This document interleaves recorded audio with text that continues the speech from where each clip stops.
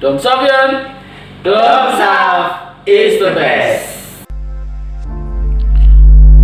Halo, selamat siang para Dom Savian. Pertemuan hari ini kita masih akan melanjutkan tentang gaya belajar. Pada pertemuan sebelumnya kalian sudah belajar bersama dan membahas bersama tentang gaya belajar visual. Lalu kita masuk ke tahap berikutnya atau gaya belajar berikutnya, yaitu gaya belajar auditori. Kalian semua yang sudah mengerjakan tes gaya belajar pasti sudah mencermati dan memahami ataupun mengetahui gaya belajar masing-masing dari kalian. Lalu untuk gaya belajar auditori itu apa ya ciri-cirinya ya? Mari kita lihat ciri-ciri gaya belajar auditori. Orang dengan gaya belajar auditori yang pertama pasti akan menggunakan fungsi pendengaran atau telinganya untuk belajar. Fungsi pendengaran itu maksudnya bagaimana? Nah, misalnya suka membaca sambil bersuara. Coba siapa di antara kalian yang suka membaca tapi suaranya keluar walaupun harus bisik-bisik? Yang kedua, lebih menyukai musik. Kalau dalam seni itu ada dua, seni musik dan seni rupa. Orang dengan gaya auditori akan cenderung lebih menyukai musik.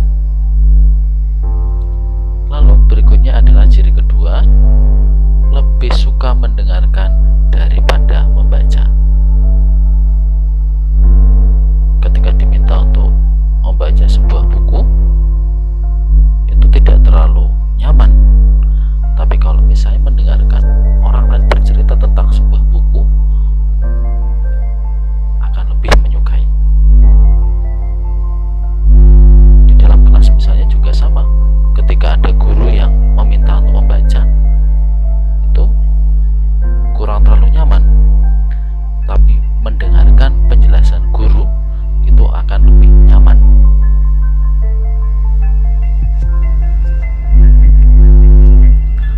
Yang ketiga, fasih berbicara. Orang dengan kemampuan atau gaya belajar auditori, ketika menjelaskan sesuatu dengan berbicara, itu akan kelihatan kemampuannya atau lebih menonjol kemampuannya dibandingkan ketika dia harus menuliskan apa yang dialami, apa yang dirasakan, apa yang diketahui dalam sebuah deskripsi tertentu misalnya. Tapi ketika diminta untuk berbicara, menceritakan, orang dengan kemampuan auditori itu bisa menceritakan panjang lebar. Lalu ciri yang keempat adalah memiliki kecenderungan menggerakkan bola mata ke kiri dan ke kanan saat memikirkan sesuatu.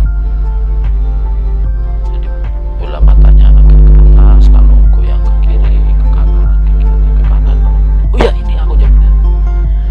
Mencari sesuatu seperti itu. Lalu itu 4 ciri dari gaya belajar auditori. Dengan 4 ciri itu, lalu gimana ya cara belajar efektif untuk tipe auditori?